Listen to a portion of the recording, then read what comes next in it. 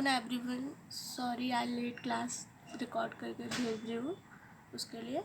शुरू करते हैं हम अपनी क्लास। लास्ट क्लास में हमने ट्रांसक्रिप्शन यूकैरियोट्स में पढ़ा था, मतलब कैसे ट्रांसक्रिप्शन यूकैरियोट्स में होता है, और उसके बारे में मतलब हमने थोड़ा बेसिक सा जाना था कि आरएनए पॉलीमरेज कितने टाइप्स के होते हैं यूकैरियोट्स में, और मतलब ट्रांसक्रिप्शन फैक्टर्स क्या होते हैं, उनका फंक्शन क्या होता है, और इनिशिएशन के बारे में हमने थोड़ा बहुत पढ़ा हुआ था कि ट्रांसक्रिप्शन इनिशिएशन यूकैरियोट्स के ट्रांसक्रिप्शन को इनिशिएशन करने के लिए हमें एंजाइम और ट्रांसक्रिप्शन फैक्टर की ज़रूरत पड़ती है, जो कि मैंने पढ़ाया था। ट्रांसक्रिप्शन फैक्टर क्या करते हैं, हमारे प्रमोटर रीजन पे बाइंड हो, मतलब पहले वो प्रमोटर रीजन को ढूंढते हैं, मतलब रिकॉग्नाइज करते हैं कौन सा प्रमोटर रीजन है, और उस रीजन पर बाइंड हो जाते हैं और एक साइट बनाते हैं जहाँ पर हमारा आरएनए पॉलीमरेज एंजाइम आके बाइंड हो जाए और आगे की प्रोसेस को कंटिन्यू करे।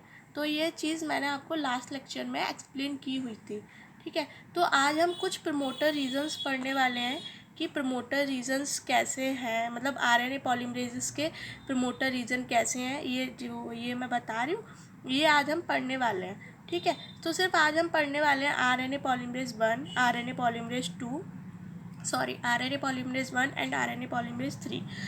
In the next class we will discuss about RNA polymerase 2 promoter elements and the general concepts about transcription factors, ठीक है। हम आज के सिर्फ लेक्चर में हम RNA polymerase 1 और RNA polymerase 3 को ही देखेंगे कि उनके इंटरनल प्रमोटर एलिमेंट्स क्या हैं, कोर प्रमोटर एलिमेंट्स क्या है, और ये कैसे फंक्शन करता है। और नेक्स्ट वीडियो में RNA पॉलीमरेज 2 का देखेंगे और ट्रांसक्रिप्शन फैक्टर्स के बारे में थोड़ा डीपली डिस्कस करेंगे, ठीक है। तो अभी हम शुरू करते हैं RNA पॉलीमरेज 1 को पढ़ना, ठीक है। तो इसमें जो ये इमेज दिख रही है आप लोगों को दिख रही होगी, पर मैं आज आप लोगों को इसमें नहीं पढ़ाने वाली, आज मैं आपको कॉपी पे बताऊंगी, क्योंकि ये इमेज आपको कॉपी में अच्छे से मतलब बेटर एक्सप्लेनेशन मिलेगा इसके कंपैरिजन में।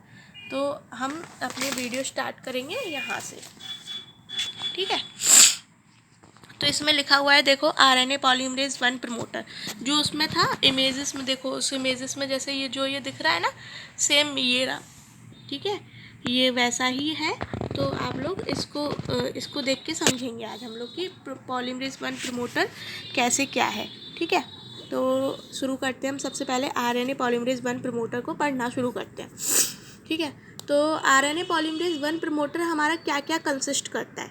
एक तो हमारा वो कोर प्रमोटर कंसिस्ट करता है, डेट इज़ दिस, ये कोर प्रमोटर है -45 से +20 तक, ठीक है। तो ये कौन से रीजन में करता है, -45 वाला रीजन कौन सा होता है हमारा, अपस्ट्रीम रीजन होता है। तो जो हमारा कोर प्रमोटर होता है वो हमारा अपस्ट्रीम रीजन से डाउनस्ट्रीम रीजन तक होता है, ठीक है। तो ये देखो -45 से लेके ये +20 तक है, मतलब इनिशिएशन साइट के बाद भी है, जहाँ से ट्रांसक्रिप्शन शुरू हो गया है वहाँ पर भी है ये, ठीक है। तो कोर प्रमोटर हमारा इसमें -45 से +20 तक होता है, और इसमें मतलब जो RNA पॉलीमरेज 1 में जो प्रमोटर होता है, एक उसमें हमारा अपस्ट्रीम कंट्रोल एलिमेंट भी होता है, जो कि हमारा होता है अपस्ट्रीम में ही। अपस्ट्रीम ऑब्वियसली नाम उसका अपस्ट्रीम कोर कंट्रोल एलिमेंट है, तो वो कंटेन कहाँ कर रहा होगा, यहाँ -180 to -100, ठीक है। और कोर प्रमोटर हमारा कहाँ से कहाँ एग्जिस्ट करता है, -45 से +20, मतलब अपस्ट्रीम रीजन से हमारा जो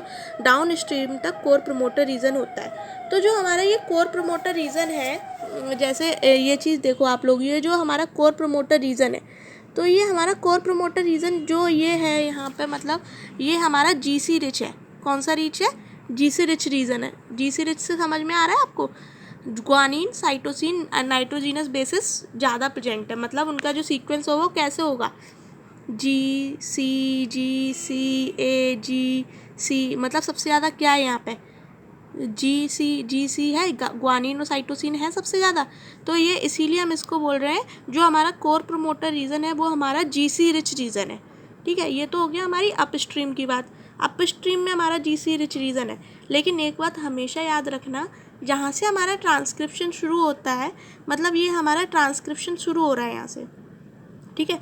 तो जो ये ट्रांसक्रिप्शन यहाँ से जो शुरू हो रहा है वो हमेशा AT रिच रीजन होगा, मतलब एडेनिन और थायमिन रिच रीजन होगा हमेशा, ठीक है। तो जो हमारा सिर्फ कोर प्रमोटर में अपस्ट्रीम रीजन होगा वो कौन सा रिच रीजन होगा, जीसी रिच रीजन होगा, और अपस्ट्रीम के बाद जो हमारा ट्रांसक्रिप्शन स्टार्ट हो चुका होगा वो हमारा रीजन होगा एटी रिच।